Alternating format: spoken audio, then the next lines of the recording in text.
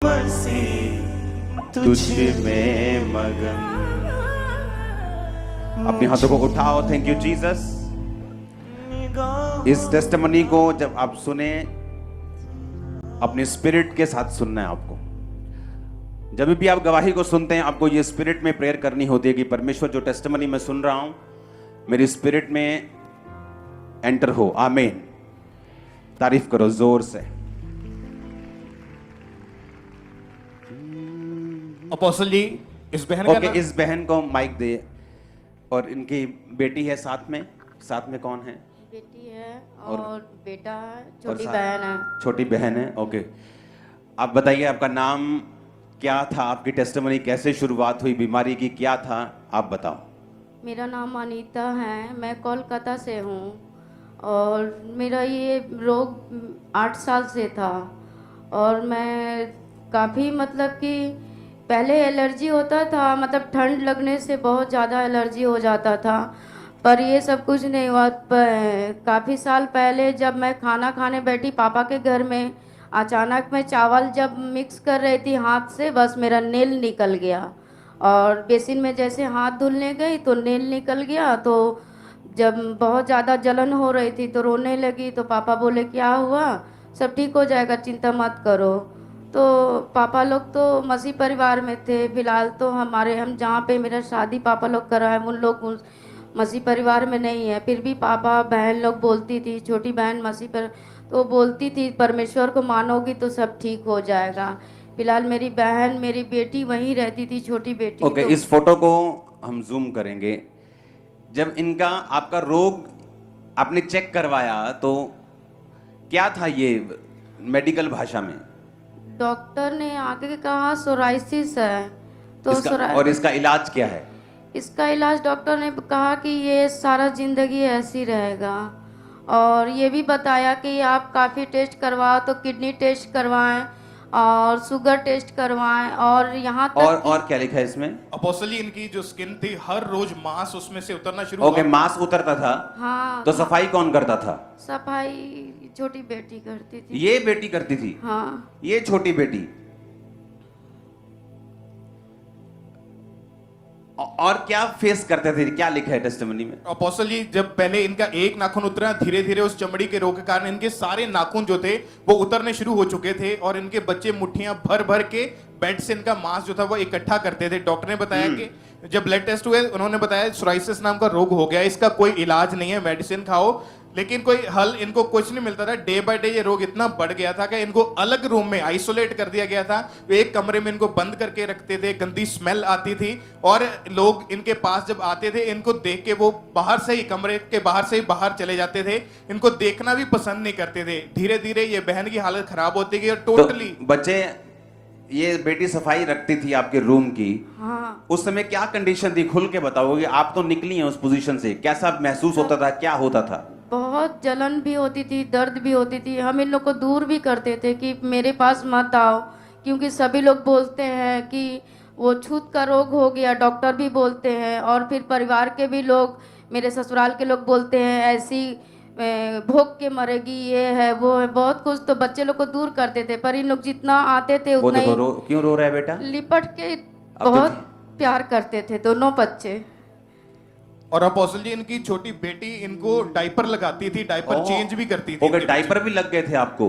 जी, जितना वो सफाई करना, डायपर चेंज करना सब। और ये बेटा कपड़ा धुलना, नहलाना, दवा लगाना, पूरे पीठ उठ में सब, पूरे बॉडी में दवा लगाते थे दोनों बच्चे। बेटा डायपर तू चेंज करती थी मम्मा के? यस पापा जी। वाओ। तू बेटा रो क्यों रहा है? क्या बोलते थे तेरे दोस्त लोग? क्या बोलते थे? मम्मी को पता था मम्मी बीमार है? नहीं। उसके दोस्त को पता था बेटा? तेरे दोस्त को मालूम था? हाँ। तो कोलकाता कहाँ पे रहते हो? गार्डन रीच डग जो है, जहाँ जहाज बनती है पानी की, वहीं।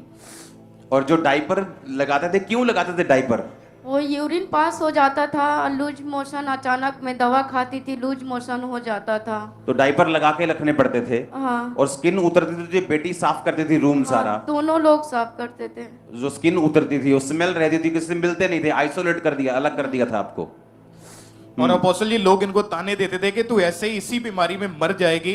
20 डॉक्टर चेंज करके देखे, 8 साल इलाज करवा के देख लिया, और ये बहन रेलवे में सरकारी नौकरी करते थे। उसी बीमारी के कारण वो जॉब भी इनकी छूट गई थी, काम पे भी बिल्कुल नहीं जा पाते थे। और इन्होंने 2 बार सुसाइड करने की कोशिश करी, क्योंकि इतना ज्यादा दुखी हो चुके थे। ट्रेन के नीचे आके फिर गहरे पानी में छलांग लगा के मरने की कोशिश करी। फिर इनके एक विश्वासी सिस्टर है, उन्होंने इनको खामरा चर्च के बारे में बताया, तो मीटिंग्स लगातार अटेंड करनी शुरू कर दी।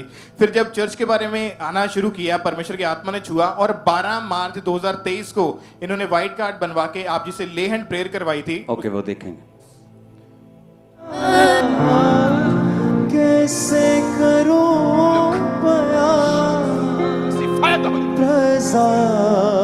की डूबी नई आंखों किनारे लगा दिया मुझको है दीन मुझको है दीन अपने हाथों को उठा, इस औरत की ओर अपने हाथों को उठा। टेस्टिमनी बाद में देते। ये केस अटेंशन मांग रहा है।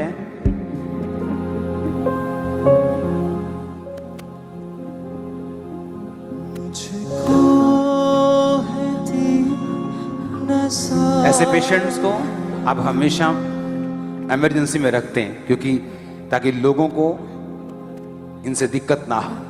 लेकिन आज आपने इसे यहाँ रख दिया, ये शायद खुदा की योजना है।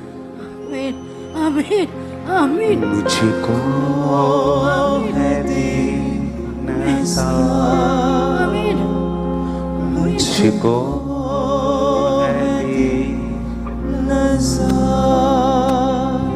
रब से मिला दिया मेरे गुनाह का तो Be healed in Jesus' name. यीशु उठा लिया मेरे गुनाह का Be healed, devil. Out! Out! Out in Jesus' name. Thank you, Lord. मुझको Out! दीन सा Out! मुझको Out! Out! रब से Out! मिला दिया मेरी मत तेरी नसीबा कैसे करूं बयां। अज़मत You are free in Jesus' name. क्या हुआ आप खुद बताओ प्रेयर के बाद।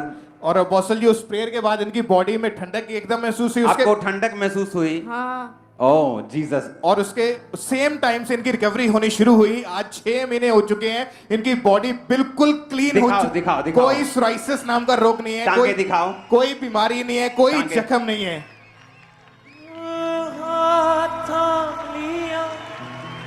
हालेलुया। जिंदगी ने मारी पलटी तब खुशियां भरी मेरी झोली में टूटे बंधन। बेटा तू बता कुछ। अभी अभी क्या मम्मी अब हील है तो सब खुश रहते हैं अभी? हाँ पापा जी। वाह तुम्हारे कपड़े कितने सुंदर हैं दोनों के। थैंक यू पापा। कोलकाता से फ्लाइट में आए हो कि ट्रेन में आए हो? ट्रेन में। फ्लाइट में भेजूं वापिस? हाँ जहाज में लोगों को गवाहियां देते जाना। हालेलुया। हालेलुया।